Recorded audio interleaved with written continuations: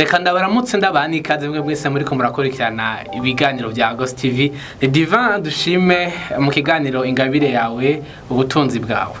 Mu kiganiro giherutse twarabonye ibintu indwi umuntu yokora kugira ngo ashobore kumenya ingabire yiwe.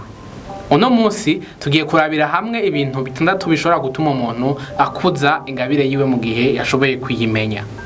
Ariko ndashobora kuvuga nti nibyo kwitondera kubera birakenewe yuko umuntu amenya igituma ategerezwa kubikurikiza.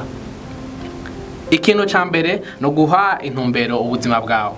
Gutanga intumbero y'ubuzima bwawe ni muri ya ntumbero yuko uba wamaze kugira isuzuma ukagira icigwa kijanye no kuraba indani muri wewe canke bikugize ivyo ari byo ibyo usanzwe ukunda canke ivyo wanka umwanya munini umara uri kurakora iki ibitandukanye bigize ubuzima bwawe. Bisigura yuko guha ingabire nako guha intumbero ubuzima ari kimwe mu biza kugufasha kugira ngo ukuze ya ngabire wamaze kumenya yariyo. Mu gihe udafise intumbero y'ubuzima bwawe ntuza kumenya n'ingene uza gutanga intumbero ku ngabire yawe, ari nayo ntambwe ya kabiri mu byo utegereza gukora kugira ngo ushobore ku by'ukuri gukuza ingabire yawe. Ino ntambwe ya kabiri ni intambwe ikomeye cyane kuko mu gihe utazi intumbero y'ingabire yawe ushobora gusanga waguye mu byo utari witeguriye canke wanashaka ugasanga wakoze amakosa avuye ku kutamenya intumbero wahaye ubuzima bwawe canke ingabire yawe. Intambwe ya gatatu nayo nuko utegerezwa kwiga kwihangana.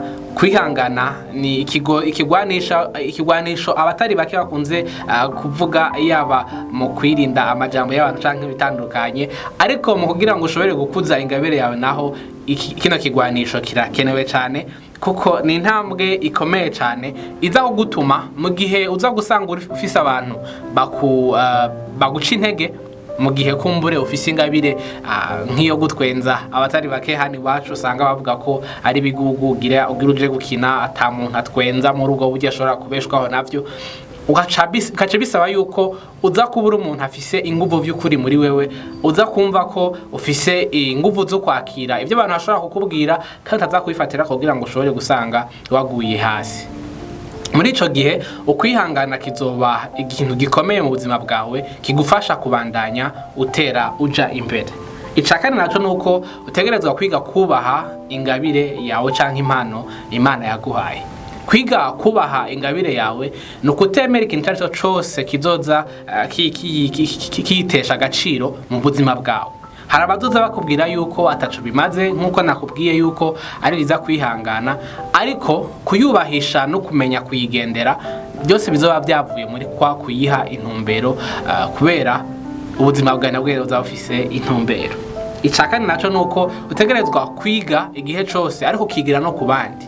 Hari abatari bake bijajara bakavuga bati jewe ndazi gukora kino nta na kimwe umuntu numwe yonyigisha kuko ingabire ni yanje kandi ntawo tuyisangiye. Ukaca usanga biragutuma umva umengo urafise ubwishime, urafise gusuzugura ibyo abandi bakora, ariko ntumenye yuko uko biri kose hari ikintu ushobora kwigira ku bandi bantu, hari ikintu ushobora kwigira ku wundi muntu akagira ico agufashije mu gutera imbere, mu guteza ingabire yawe imbere.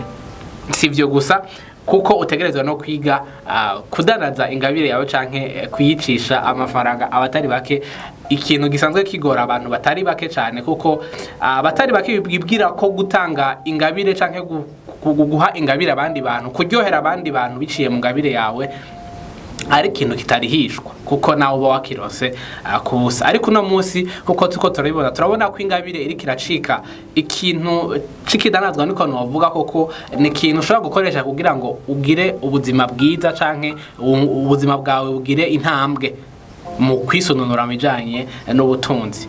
Utize kudanaza ingabire yawe abatari bake bazogusuzugura, abatari bake bazovuga bati ibyo urimwo n'ibiki kubera kubera bariko barabona ko hari abandi bariko baragira ico bavyunguyemo canke bavyungukamwo mugabo ugaca usanga ntaco biriko birakumarira bazobona bati uyu muntu nta kivamwo n'ivyo uzobabwira byose ntavyo bazava bemera kuko hariho ici gutakoze co kwiga kumenya ingene uyidandaza canke uyicisha amafaranga kugira ngo usundure mu buzima bwawe umenya ko ino ntambwe ya nyuma canke kuno kwiga kudandaza ingabire yawe biza guhesha agaciro nka bimwe navuga ku ntambwe ya 4 aho umuntu wese aza kumenya ati ujya muntu arafise ingabire kandi arayubaha arayikorera arayigirira ikintu cyose gishoboka kugira ngo ishobore kubandanya ikura kandi ifise akamaro ku bantu batandukanye. Duhejeje kubona ibintu bitandatu bishobora gutuma vyukuri ukuza ingabire yawe mu gihe wovyitondera ari navyo guha ingabire nako guha intumbero ubuzima bwawe. Dukurikije byo twayaze mu kiganiro giherutse aho twabona yuko bitegerezwa kuba muri wewe kugenzura ubuzima bwawe ukamenya ibikugize ivyo wanka canke ivyo umara mu mwanya. Ica kabiri nuko twabonye ko ari byiza guha intumbero ingabire yawe kugira ngo ntuzokwisange byukuri iyo ngabire yawe wamaze kumenya wamaze kumva ko ufitiye ishaka ryo gukorera ikagutwara ahantu hatariho canke gutwara mu nzira zitarizo kubera tantumbero isanzwe ifise.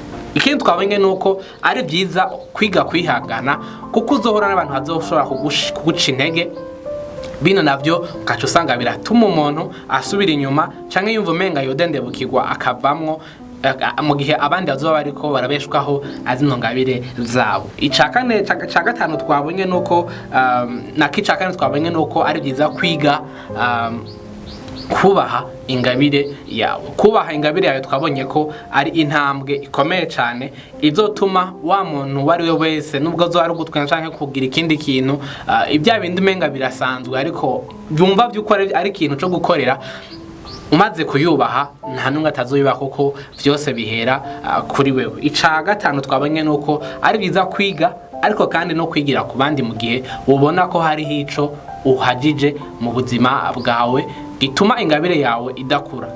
Kwibuka yuko kugira icitegererezo atari icaha kandi kugira icitegererezo ari bicora gutuma kugira ushika kure kubera uzobona ko hari umuntu asanzwe ashobora gukora nk'ivyo wewe ukora mugabo nawe kugira ico citegererezo ciwe bizogutuma umva uwoshikana kure ukanamurengana. Icanyuma twabonye nuko ari byiza kwiga kudandaza ingabire yawe.